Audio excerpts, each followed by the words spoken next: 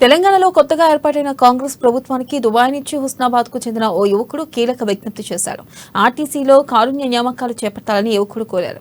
హుస్నాబాద్ కు చెందిన రాకుల వెంకటేష్ తండ్రి మల్లయ్య ఆర్టీసీ డిపోలో పనిచేస్తూ విధుల్లో తీవ్రంగా గాయపడి మృతి చెందారు. అయితే మల్లయ్య కుమారుడు వెంకటేష్ ఆర్టీసీలో కారుణ్య నియామకం కోసం 10 సంవత్సరాల నుండి ప్రయత్నం చేసినా ఫలితం లేకపోవడంతో ఉపాధి కోసం దుబాయ్ వెళ్లాడు. రాష్ట్రంలో ఇటీవల కాంగ్రెస్ అధికారంలోకి రావడంతో తనకు న్యాయం జరుగుతుందనే నమ్మకంతో ప్రభుత్వానికి విజ్ఞప్తి చేస్తూ సెల్ఫీ వీడియో పెట్టారు. ఇప్పటికైనా తనకు ఆర్టీసీలో కారుణ్య నియామకం కింద ఉద్యోగం ఇప్పించాలని ప్రభుత్వాన్ని వేడుకుంటున్నాడు. తెలంగాణ ముఖ్యమంత్రి రేవంత్ రెడ్డి గారు, రవాణా శాఖ మంత్రి పొన్నం ప్రభాకర్ గారు, ఆర్టీసీ ఎండి సజ్జనర్ గారు, మీ అందరికీ నమస్కారం సార్. నా పేరు రాగుల వెంకటేష్ సార్. మాది Jagtial sir, proper Husnabad sir. ఇప్పుడు జగిత్యాలలో ఉంటున్నాం సార్. మా నాన్నగారి పేరు రాగుల మల్లయ్య సార్.